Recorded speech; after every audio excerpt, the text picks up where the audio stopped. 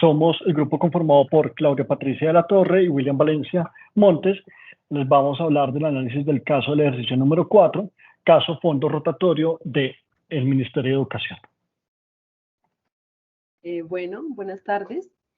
El resumen de la situación presentada en el caso asignado ocurre en el fondo rotatorio del Ministerio de Educación debido a que el encargado de los procesos de contratación decide realizar un proceso en el programa de alimentación escolar PAE para La Guajira a través de la meritocracia. En todo el proceso se identifican una serie de irregularidades con relación a los funcionarios involucrados y a la forma en la que se gestiona el proceso. Se evidencian irregularidades como tráficos de influencias, funcionarios en cargos de informaciones académicas idóneas para ejecutar cada uno de los roles, despidos de funcionarios por identificar las irregularidades y suspensiones de tarjetas profesionales a involucrados, entre otras situaciones que vamos a ir analizando durante todo el análisis del caso. Le doy paso a mi compañero William para ver las partes, identificar las partes que hacen parte del caso asignado. Gracias. Como punto número 2 tenemos que identificar las partes del conflicto. Asimismo, en cada una enuncie los intereses y las expectativas. La primera parte que tenemos es el Ministerio o el Ministerio de Educación. Sus intereses es ejecutar el concurso de mérito para contratación del PAE por medio del fondo rotativo del Ministerio. Y también tiene un interés en mantener a sus aliados políticos en el cargo. Sus expectativas es garantizar el manejo adecuado de los recursos con transparencia y el posible manejo de recursos o pago de favores políticos o futuros apoyos parlamentarios o empresariales. Tenemos al señor Fernando Ríos, que es el subdirector financiero. Dentro de sus intereses tenemos que es militante del Partido Morado, aliado político del ministro. Tiene también un interés en favorecimiento con cargos políticos e intereses en la celebración de contrato a medida, buscando el cumplimiento de un oferente y posible interés por pago de comisiones por parte del contratante. Además, tiene unas expectativas de favorecimiento político con cargos para aliados, favorecimiento con contratos a la medida para contratistas. Podría ser parte del contrato, ya que tiene algún vínculo con el contratista y podría estar buscando futuros favorecimientos políticos, económicos, con el apoyo de contratistas en futuras campañas o elecciones. También tenemos al señor Pedro Bravo, que es el jefe de planeación financiera. Entonces, sus intereses, veo un interés por el cumplimiento de la ley y las condiciones para la contratación. Trata de evitar el favorecimiento a un contratista determinado. Y sus expectativas pues es evitar la celebración de contratos sin el cumplimiento de las condiciones. Tenemos al señor Fernando Casas, subdirector de talento humano. Su interés es mantener un personal de planta adecuado que cumpla con las indicaciones y que no dificulte la celebración de contrato a medida, de acuerdo al análisis a los intereses de las partes. Y dentro de sus expectativas está conservar su cargo, ser aliado político del subdirector financiero. También tenemos al jefe de asuntos disciplinarios del ministerio, que es amigo del señor Fernando Ríos y tiene un interés en posible favorecimiento e intercambio de sobornos. Y dentro de sus expectativas estaría lucrarse con dinero adicional por favorecimiento y archivo de investigaciones disciplinarias. El señor Félix Plata, asesor de contratación. Dentro de su interés está el favorecimiento a oferentes, celebrando un contrato sin los requisitos cumplidos, intereses en favorecimiento a terceros y su expectativa es favor político, posible pago de coimas. Tenemos un grupo de personas que es el señor John Calvo, coordinador de transporte, María Auxiliadora Salsipuez y coordinadora de servicios generales, que no tienen conocimientos necesarios para el cargo y desean conservar sus cargos actuales, y dentro de sus expectativas está ese, y es el conservar los cargos actuales. No desean generar enemistad con el subdirector financiero. Tenemos el comité evaluador, que está conformado por el señor Gustavo Malo, coordinador de seguridad, el señor Napoleón Bonaparte, almacenista, y Pedro Bravo, jefe de planeación.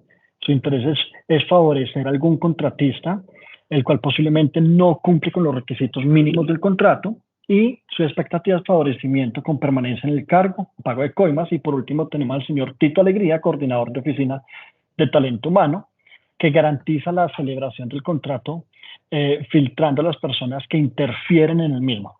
y sus expectativas es el favorecimiento a un contratista con la celebración de un contrato. Le doy el paso a mi compañera Claudia, que nos va a hablar del factor 3.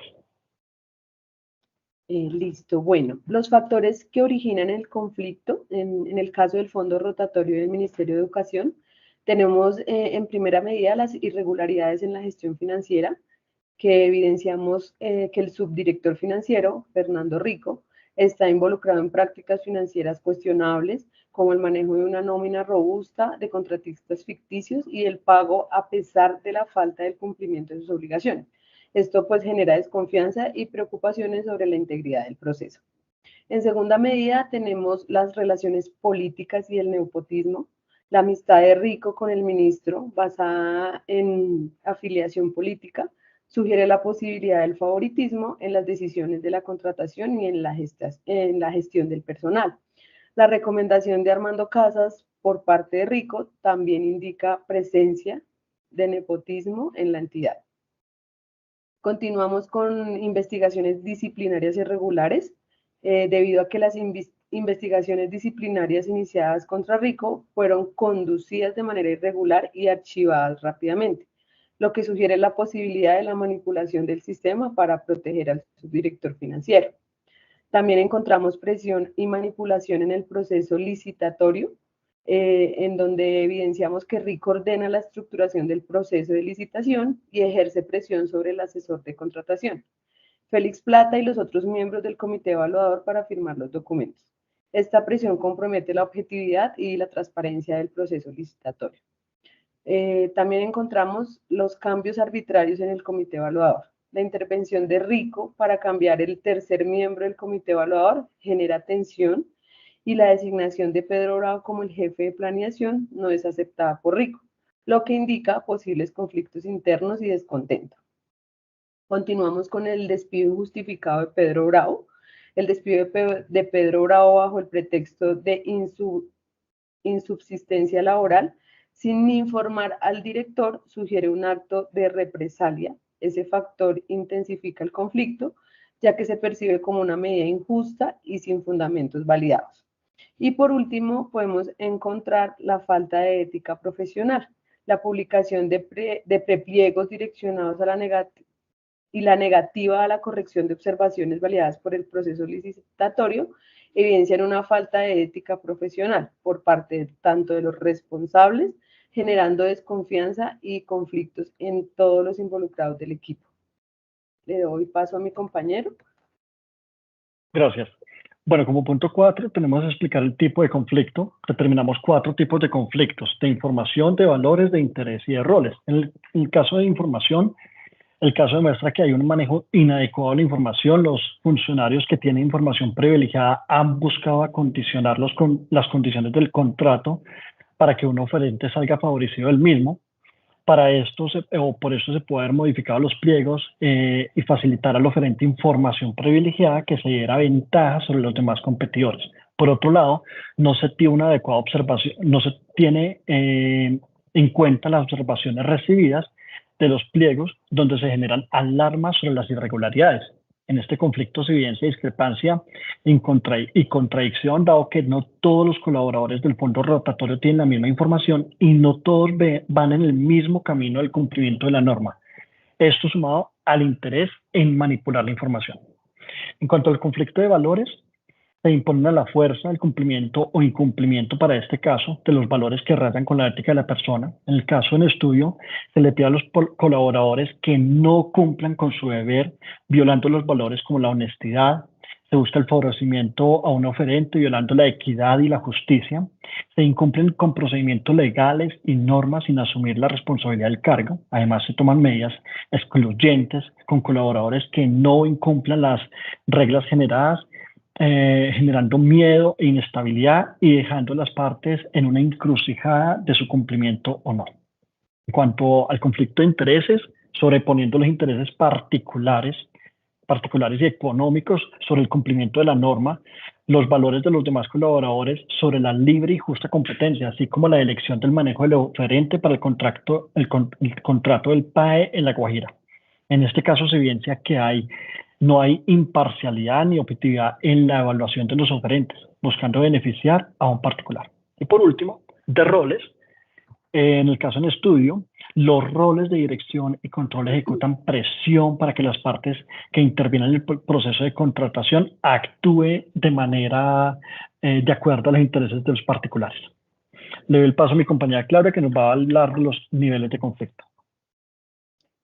Bueno, el conflicto presentado en el caso del Fondo Rotatorio del Ministerio de Educación corresponde principalmente a un nivel interpersonal, aunque también se pueden identificar elementos pues, de conflicto transversal. De manera interpersonal, el conflicto entre el subdirector financiero Fernando Rico y el jefe de planeación Pedro Bravo es claramente un nivel interpersonal. Rico se muestra descontento con el nombramiento de Bravo en el comité evaluador y posteriormente lo llama a su oficina, expresando su disgusto por las observaciones de Bravo al proceso de licitatorio. El despido de Bravo también se enmarca en un conflicto directo entre los dos. Y de manera transversal, aunque la base del conflicto es interpersonal, como ya lo había mencionado, se pueden identificar elementos transversales relacionados con la falta de ética, la manipulación en el proceso licitatorio, la intervención de Rico para cambiar el tercer miembro del comité evaluador y la presión ejercida sobre los miembros para firmar los documentos que sugieren conflictos y tensiones que trascienden las relaciones individuales. La falta de transparencia y ética profesional generan desconfianza y conflictos que afectan todo el equipo y todos los miembros de la entidad. Siguiente. Bueno, en el punto 6 vamos a enunciar las fallas detectadas. Vemos celebración de contratos sin el cumplimiento de los requisitos legales definidos, incumplimiento de normas legales, acoso laboral buscando que los colaboradores tomen decisiones no alineadas al procedimiento, favorecimiento a terceros, manipulación de información privilegiada, conflicto de interés, falta de transparencia, sobrecostos o no ejecución de contratos, competencia desleal, se viola la sana competencia y no se lleva al debido proceso, dado tanto en la evaluación del contrato como en el manejo de medidas disciplinarias a los colaboradores. Como séptimo tenemos cuál normativa aplicaría en este caso, leyes, decretos, políticas, etcétera. Aplicaríamos la ley de contratación del Estado. Esta ley regula los procesos de contratación pública, estableciendo los procedimientos y requisitos que debe seguirse en pro de garantizar la transparencia y la libre y justa competencia. La ley de probidad de la función pública, que establece los deberes morales y éticos que debe cumplir todo funcionario público y o contratista del Estado. Esto para evitar cualquier tipo de conflicto de interés y garantizar la sana competencia. Además, tenemos la ley de responsabilidad patrimonial, que regula la responsabilidad del Estado por los daños y perjuicios causados a terceros como responsabilidad de la actuación de funcionarios y o contratistas. Tenemos además la Constitución de Colombia, el artículo de 1991, que introdujo la modificación a sustanciales al tipo social, de reconocer al hombre que prima por encima de la ley y el derecho sustancial sobre el procedimiento. El Código de Ética de los Servicios Públicos, que establece los principios y valores que deben regir la conducta de los servidores públicos. También tenemos la Ley de Transparencia y Acceso a la Información Pública, que garantiza el acceso a la información de los procesos de contratación pública, así como la transparencia de la gestión de los recursos, y normas de control interno, como la Ley 1474, que dicta normas orientadas a fortalecer los mecanismos de prevención, investigación y sanción de actos de corrupción. Le doy el paso a mi compañera Claudia. Bueno, después de hacer el análisis del caso, de evaluar, identificar todo lo sucedido, consideramos que para resolver el conflicto podríamos tomar las siguientes acciones. Deberíamos hacer una investigación imparcial, iniciar una investigación imparcial sobre las prácticas financieras y de contratación, así como las acusaciones de nepotismo y favoritismo. Estas investigaciones deberían ser llevadas a cabo por una entidad externa o un comité independiente para garantizar la objetividad. Haríamos también una suspensión temporal sería considerar la suspensión temporal de Fernando Rico durante el proceso de investigación para evitar posibles interferencias. Esto ayudaría a mantener la integridad del proceso y a demostrar el compromiso con la transparencia. También haríamos una revisión del proceso licitatorio, anular el proceso que está actualmente debido a las irregularidades identificadas y señaladas, como la presión para firmar documentos y la falta de corrección de observaciones válidas. Posteriormente a esto, se debería realizar un nuevo proceso licitatorio con la participación de profesionales altamente capacitados y bajo condiciones de transparencia. Haríamos la revisión de los despidos efectuados, que sería revisar la validez del despido del señor Pedro Bravo. Si se determina que fue injustificado y motivado por represalias, se debería restituir al señor Bravo en su puesto y tomar medidas disciplinarias contra quienes participaron en el despido injusto. Haríamos también una mejora en el área de ética y gobernabilidad. Se implementarían medidas para ofrecer la ética y la gobernabilidad de la entidad. Esto puede incluir la revisión de los procedimientos de contratación, la implementación de controles internos más rigurosos y la promoción de una cultura organizacional basada en la transparencia y la integridad. Se iniciarían un proceso de formación y capacitación, que básicamente sería brindar formación y capacitación a los miembros del personal en temas relacionados con ética, contratación pública y transparencia. Esto ayudaría a mejorar la competencia sana del personal y a prevenir futuros conflictos. Y por último, haríamos un fortalecimiento del liderazgo, que se basaría en evaluar el liderazgo de la entidad y considerar cambios en las posiciones clave si es necesario, para asegurar que los líderes fomenten un ambiente de trabajo ético y transparente. Eso serían lo que consideramos que podríamos hacer para resolver el conflicto en el caso asignado. Vale, le agradecemos mucho a todos. Buenas noches. Gracias.